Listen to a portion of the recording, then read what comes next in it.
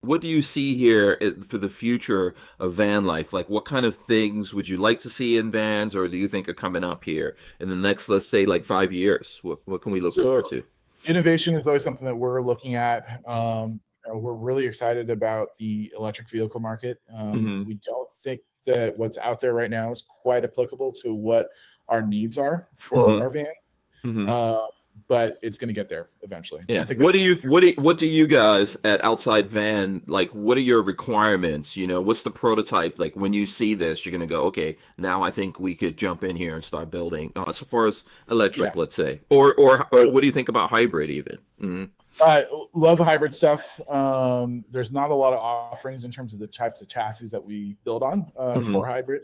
But what we look at is okay, most of our customers, we're building these vans to get you out in the middle of nowhere, going off grid and all that kind of stuff. And this chassis with its mileage, Hmm. be able to do that. Right now, that answer is no. Hmm. There's not enough infrastructure out there in out there places where most of our customers go to not be worried about possibly getting stuck because we don't have a charge. Right, right. Yeah. Yeah. This is changing super fast. Yes. It's Hmm. the technology is just increasing, and honestly, some of the stuff that the electric off-road vehicles can do are it's simply amazing. It's really great stuff. It just hasn't scaled up to the size of a van yet. Yeah. I wish you could build something to drop into the bed of my Cybertruck, man. Right. And trust me, you're not the first person I've asked this, but it would be, yeah. Have you been keeping in touch with Scout Motors and seeing what they're doing? I have, yeah. Scout is basically Rivian and Volkswagen Group, so I have been watching them. I think that they said originally they were going to do electric, but I think we're going to wind up seeing something more. We might see something that's more diesel or like a hybrid maybe coming out of that. I got to experience one in real life, and Hmm. it was awesome. Hmm. Their model for how they're tackling the hybrid thing is Hmm. very interesting. Hmm. So what they do is it's an all electric vehicle, Hmm. electric motors, all that kind of stuff, and then they have this thing called the harvester, which is basically a gas or diesel Yeah, a range generator. extender.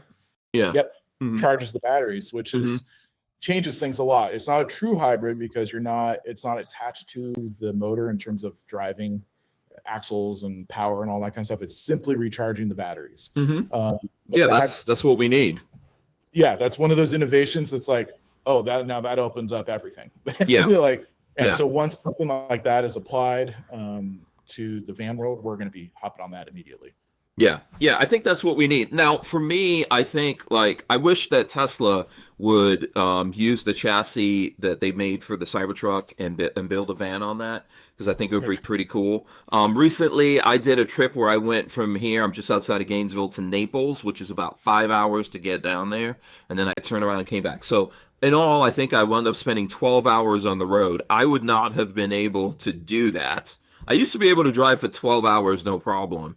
But I Yep. wouldn't have been able to do that unless my vehicle could drive itself, which the Cybertruck can. And I think that's a cool thing for RV folk to look forward to, when you're on the roads out there on the highways, especially when you get into traffic, that it could just drive itself. You're obviously still aware and paying attention to what's going on, but it takes a load off. So we have Interstate 5, which goes all the way up through California, through Oregon, up to Hmm. Washington.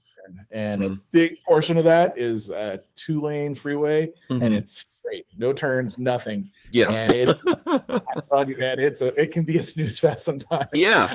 Yeah. I've seen people in their huge motorhomes just starting veering off and doing Right. like, Yep. God. Yes.